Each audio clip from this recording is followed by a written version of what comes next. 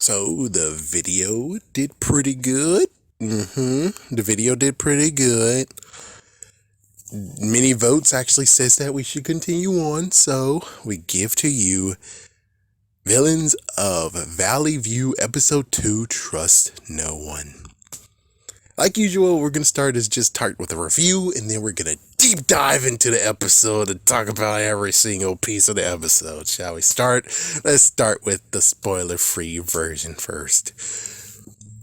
When I thought of the episode, I was laughing. It's like I was laughing.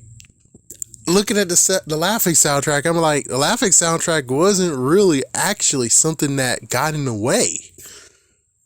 But of course, when it comes to Henry Danger and many of them like them, they technically don't get in the way too much anyways. So I'm kind of the one that's like, I could be left to just laugh by myself.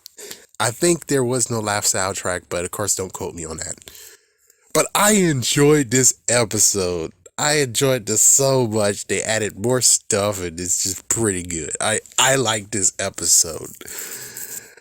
All right, anything else that needs to be mentioned? Watch, don't watch, like or don't like. For watching, it's like, yeah, I definitely say it's a watch. You saw the first episode, definitely should watch the second episode. I definitely liked this episode. It was very, very funny. Okay, besides all of that, let's get into the deep dive of the episode. And now, our feature program. So, the episode basically is that Hallie, either way, the neighbor knows their secret now. And since they know the secret, they have to get even by finding some dirt on her, and they'll be able to blackmail her to not say anything about their identities. And it's just interesting back and forth that it mentions the fact of where it's like the middle child. No, the first child. I guess the firstborn. He's a disappointment to him. But then all of a sudden, Amy's a disappointment to him because she told Hallie their secret. It's like, what the frick? It's like, yeah, it gets to messed up bouncing like back and forth of being like, who's the messed up child that, you know. So we have an A plot and B plot, which the A plot is where Amy is going to dedicate herself to find some blackmail, so she's able to make sure that her family secret is safe. Let's just go with that right quick. So first things first, she goes into the freaking school, right? She was able to go to school the next day. And then after that, she was going to record herself, but she didn't even have the recorder on. And here's this kid with the freaking orange jacket, looking at her weirdly, and it's like, yeah, she's not doing what I'm doing right now. Thank goodness I'm not like in public doing this. Think about it, me in public doing this right now, it wouldn't be good at all. It wouldn't be good at all unless it's like I'm in public, but I'm in a coffee house, no one's really around. The baristas know what it do, and they're like, he's cool. So yeah, she tried to do it, and she tried to record getting her to say things like, for instance, that the water fountain that they raised $500 for. Well, it turns out that they couldn't get the new water fountain because some stupid little girl got hit by a freaking car and did not learn how to duck, dive, or dodge. So she has like an imprint of the car's grill on her forehead. She is knocked the frick out, and the $500 went to her. And it's like, girl, what the fuck? So that was part one. That was one. The next thing that happened was that, well, the firstborn, he actually is trying to get student of the month. And, well, you know, the family doesn't really give a shit about that, and they're like, oh, you're too goody two shoes, you're a disappointment, blah blah blah. And with that said, their dad showed up, and her dad got credentials, so now the dad's gonna be a substitute science teacher. Oh, what the fuck? Yeah, and he had some good enjoyments, and he did so many things. Like, first things first was he was gonna try to put Haley's fingerprints on the principal's car, then push it off a cliff. Oh, fuck. That's too much, dude. That is too much. But luckily, Amy just caused a freaking sound wave or seismic event that caused all the car alarms to be accessed.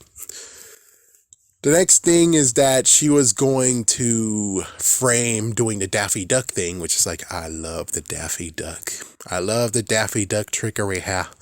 And the dad decided to freaking do the thing that happened in Spider-Man No Way Home.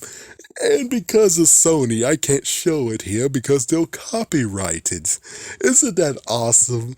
It's like, I could even put like Doctor Strange. I could put a Doctor Strange scene in here and they'll still copyright it for some dumbass reason. Sorry for cussing. But it's like, yeah, it's like, oh my gosh. But either way, the whole thing of where he was trying to get the box and, you know, the spider sense kept moving the box out of the way. So just like she was trying to give the marker to Haley so she can frame her for the Daffy Duck job, couldn't work, and it ended with her throwing it at the back of her head. Oh man. But of course now it's the messed up part of where the dad actually had some good old fun and he failed every single person in that class, their science project, including his son. Oh, good Lord. And now it's like they joined forces. The daughter and the son joined forces to take him down to the freaking, what was it?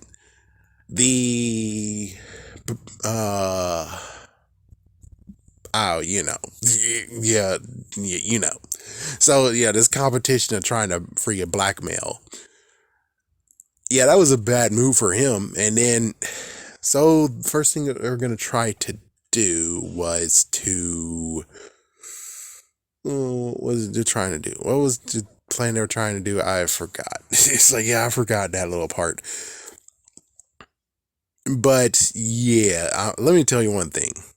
If he met my high school teacher who did English class, pretty sure he'll be like, ooh, that's evil. I did that too. High five. I'm pretty sure she would so high five too. It's like, damn, I don't know. I have no idea why she was still being a teacher if she failed everyone and gave everyone an F to the point where everyone had F in their grade. It's like, yes, for the third semester we all got Fs, and her freaking classroom had a long waiting line. I wish, cameras and video, recording was real at that point, because then I could have showed you the whole entire thing. It's like, oh, what the fuck. But anyways, the dad decided to be like, I'll give you an A if you join forces with me again. And well, he switched sides, and their idea was to do a Bart Simpson. So they took the head off the school mascot, and put it in her locker. And then the police were called, and the police said whoever did it will be found and arrested. And Amy comes to her senses, being like, listen guys, this is way too far. This is too far yet again. So too far that if she goes to jail, there's going to be questions, and eventually she will tell the truth, and lo and behold, there's villains among us. So they had to do the right thing and get the freaking head out of there. But lo and behold, Haley figured out that they were doing that from the get-go, and she hid it hours ago. She got it from her locker hours ago.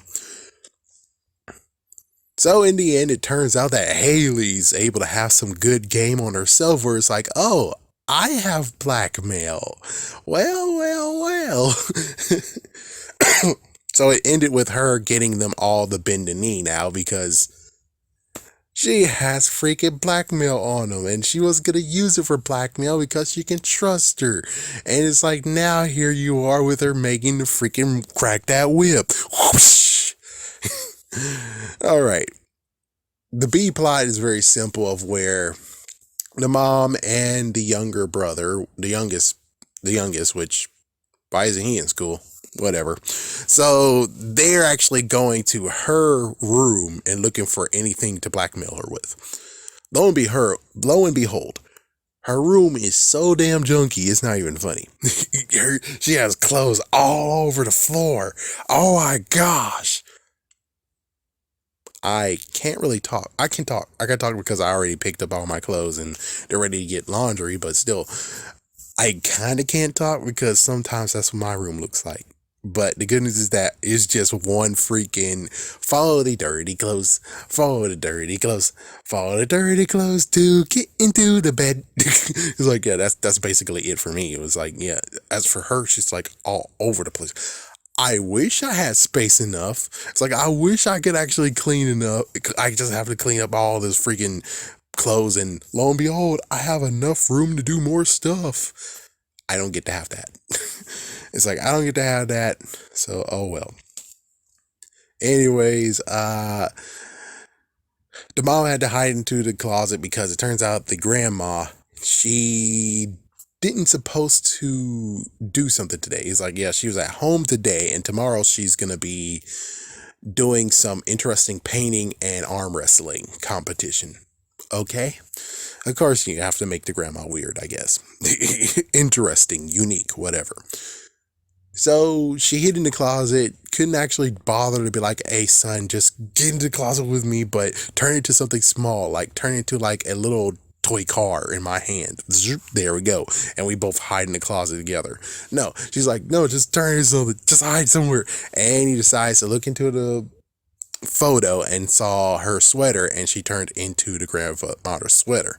The only messed up part is that she was looking for that sweater, so now she has her freaking son. And the funniest part has to be the fact of where it's like, oh my goodness. She's like, oh, well, if you take my son, I'm taking this lamp. And of course she lured her back, and then she was able to put mustard, and now we get to have the abilities of the son's powers. If he gets something on him, he will still have that transferred back onto him when he turns into human form. If he gets wet in an object, he will actually return wet in his human form. So there's some interesting stuff. And then it gets even worse where it's like, if you pull and cause a hole in his object, he will return with the hole in his object, even though it's like, yeah, he should be bleeding hard, man. It's like, that's a kid show for you. He just straight up came back like Kung Pao with that one guy. Oh my gosh, man. It just came out like a big plug, man. That's not healthy. That guy should be dead. Oh, man. Excuse me. Okay, anything else? Anything else? The only thing I forgot to mention was in the beginning, you had the mom basically being like, you know, you lie to your children, you lie to your family, you lie to us? No!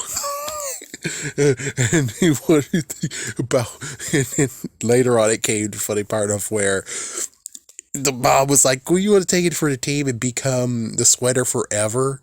No. It's like, oh my gosh, that's too funny. Okay, that's good. All right, I'm sorry, but that's a good one. That's a good one. So it both comes to a head where now they have to bow down to Haley, technically. And then Haley revealed that she had the sweater, but the sweater was damaged.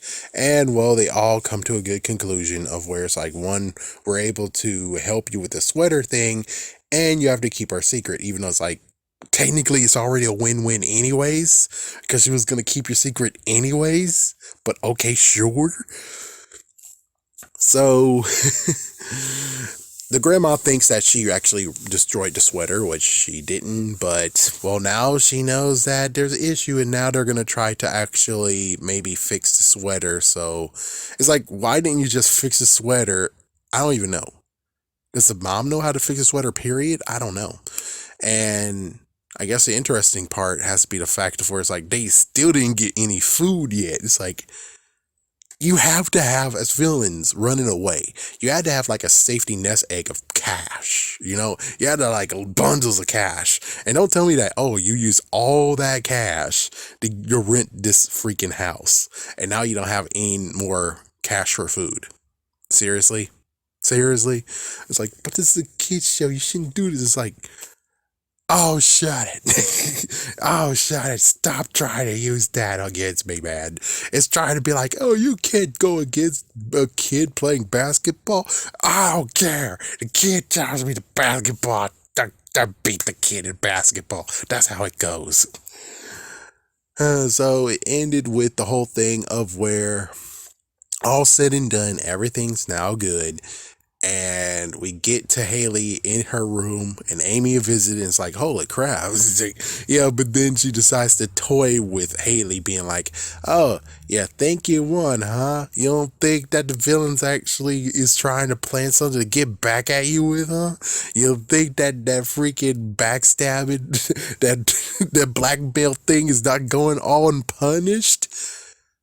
Actually, I think it's more the fact of they just she punked them when it came to doing the Bart Simpson. So now they're getting revenge for her doing the Bart Simpson thing, even though I'm pretty sure that the firstborn is not going to do crap because he's supposed to be good. So that means the dad is going to punk her, and Amy is alluding that she's going to get her back for that too. And it's like, oh, good Lord, stop teasing her. But it's like, I think they're not going to do anything. If they do, then, oh, wow, they followed through and they allowed the episodes to connect. Good on you. But for right now, we'll just have to see how this plays out.